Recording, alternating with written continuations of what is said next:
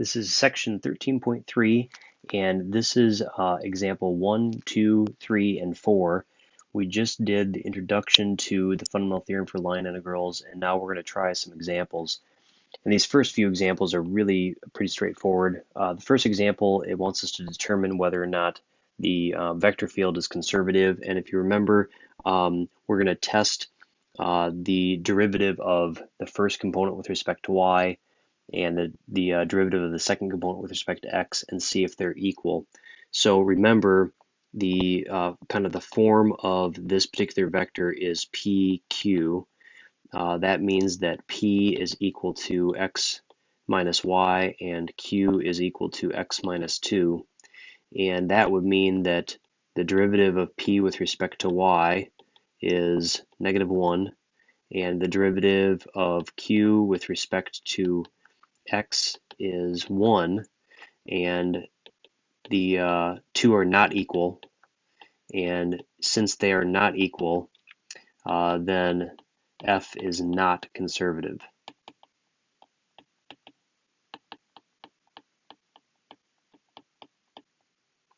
Okay, so pretty easy. If they are equal, then f is conservative. Okay, example 2. So in example 2, it says, suppose you're asked to determine the curve that requires the least amount of work for a force field F to move a particle from one point to the other. You decide to check if F is conservative, and it turns out that it is. How would you reply? Well, if your field is conservative, then every single path from one point to another has the exact same amount of work. It's the exact same value. So I would say that because the vector field F is conservative, then the path does not matter. Again, you could take a straight path from one point to another. You could take a parabolic path. You could take any path you want, and the line integral for work will be identical. So the work would be the exact same no matter what. Okay, in example 3, it says, suppose an experiment determines that the amount of work required for a force field F to move a particle from the first point to the second is 1.2, and the work done by the vector field by moving the particle along C2 is 1.4. What would you say about F? Well, since the work is different, even though the points are identical, so you go from one point to the other, the points have not changed. Since the paths are different, and those paths produce a different amount of work, then F is not conservative.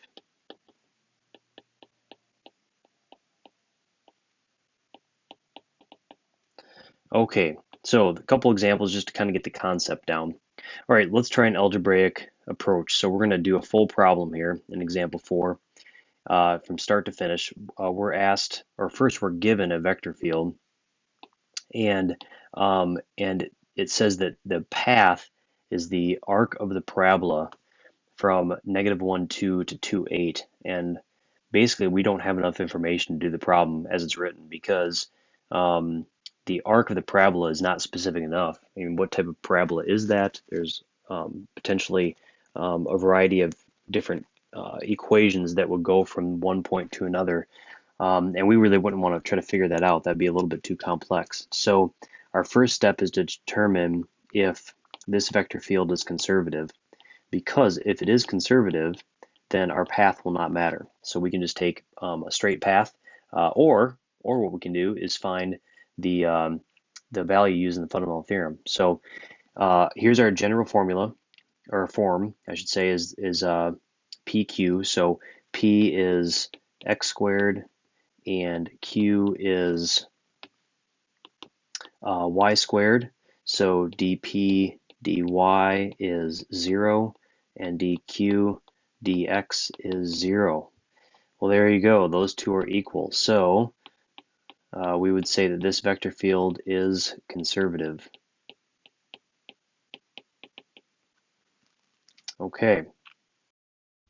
I'm going to show you sort of a side note kind of technique here that I hope will help cement what we're doing.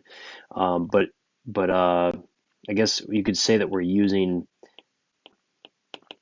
past material, and we're really just in 13.2, so it's just material from last section. But right now we've basically determined that the path from -1, 2 to 2, 8 doesn't matter at all. We could take any path we want. So, think to yourself, what would be the fastest path from that first point to the second point? And I'm hoping you're thinking a line segment.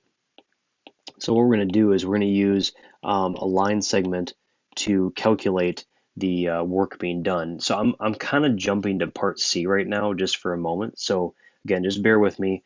I hope this helps. If we're going to go from -1, 2 to 2, 8, we need a vector, which will be 3 and 6.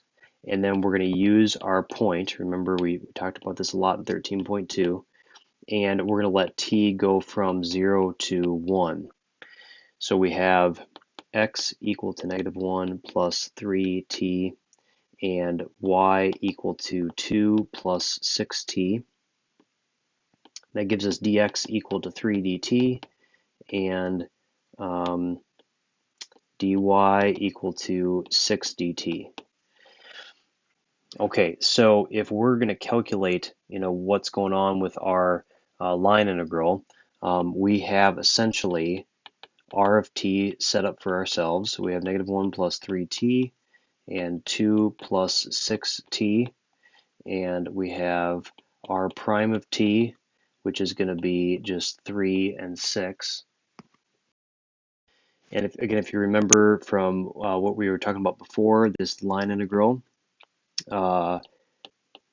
could be written in a better form. So we could write this in the form of the integral from 0 to 1 of f of r of t. So if we take r of t and we put it into our vector field f, we get x squared. And remember, x is this value, right, this set of values right here. So we have -1 plus 3t squared, comma, and then y, which is 2 plus 6t squared.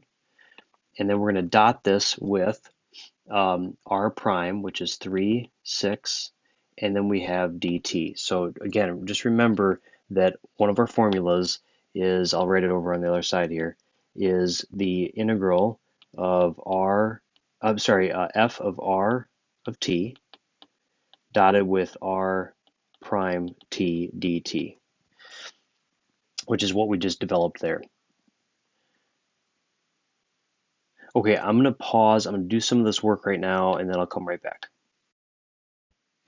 Okay, so here is the expansion of our gradients. So if we expand our first vector, we have all of this stuff, and then we do the dot product, and we get all of this, and just combine antiderivative and our answer. So what we have then for an answer for this line integral is going to be 171. Okay, that would sort of be an older method. Again, that method is going to be utilized, so don't forget that method. That's going to be utilized more often than not. However, with this particular problem, we actually have an alternative. So if we did not use the fundamental theorem, then all of this would be sort of our requirement to figure out what's going on with this particular work being done. And remember, we just took a straight path from one point to the other. We could have taken a parabolic path, we could have taken all sorts of paths, but this one was at least doable if it was straight. What we're going to do now is talk about, okay, we know it's conservative, we know that the path does not matter at all. We can actually use the fundamental theorem to speed up the process a great deal. And what we're going to do is we're going to double check that we get 171. Okay, so for part B, it says find a potential function, a function f, such that the derivative is the gradient vector. So in other words, what we're looking for is a function f of xy such that the partial derivative of f with respect to x is equal to the first component, which is just x squared. And that exact same potential function, when we take the derivative with respect to y, we get y squared, which is the second component. Okay, so you have to think to yourself, all right, what type of function, what can we put here that would guarantee that when we do the partial derivative with respect to x, we get x squared, the partial derivative with respect to y, we get y squared. Okay, um, think about, just x squared by itself. If we're looking at just x squared with respect to x, the antiderivative of that is 1/3 x cubed. So if this was the potential function, then it satisfies the partial derivative with respect to x. We get, if we take the partial derivative with respect to x, we get x squared. Okay. The problem is that can't be it, because there's no way we could get y squared out of the deal. So you might think to yourself, well, let's just multiply by 1/3 y cubed. Well, the problem with that is that all of a sudden, if we take the partial derivative with respect to x, let's say, we don't just get x squared, we get x squared times all of that. So we're not going to want to multiply by anything. We're going to want to, let me erase this part. We're going to want to add 1/3 y cubed. So let's go through this again. So if we take the partial derivative of this function with respect to x, we get x squared. If we take the partial derivative with respect to y, we get y squared. So everything looks great. The only thing we can't forget is that there could be some constant value. Okay, we maybe add a number, who knows. Okay, so that's our potential function. So it's more of a trial and error, kind of think through what's possible. All right, part C, we're going to use the fundamental theorem. And you're going to see that everything we did in black right here to get 171 was way longer than what you're about to see with the fundamental theorem.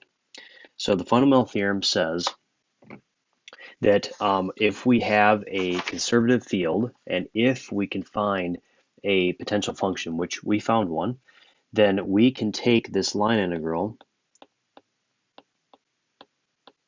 and it is equal to the line integral of the gradient, because it's conservative, which is equal to the potential function of r of b minus the potential function of r of a. And in our case, what we have for a end point is 2, 8. So in other words, we have f of 2, 8. And then what we have is f of, for our starting point, -1, 2. So all we're going to do is simply plug these values in to the potential function that we created.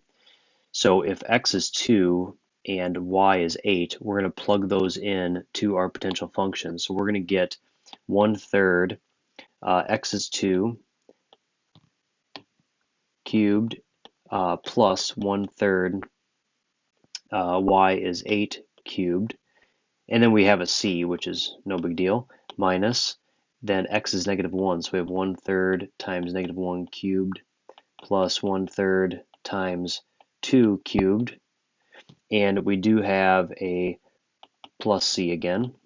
And if you notice, the reason I'm not really concerned about this c value is that c's cancel. C minus c will cancel. 1/3 2 cubed, 1/3 2 cubed. So these two right here and right here are going to cancel. I'll just cross these off for us. So that's going to cancel with that one. C is going to cancel with itself. We don't have to worry about that. We never did with the fundamental theorem. So what we get is 8 cubed over 3. And then we're going to subtract just one, add 1/3. And if we simplify that down, we do get 171. And it's a much shorter process. Remember, that process only works with conservative fields when we can find a potential function. Okay, I will show you the last example on the next video.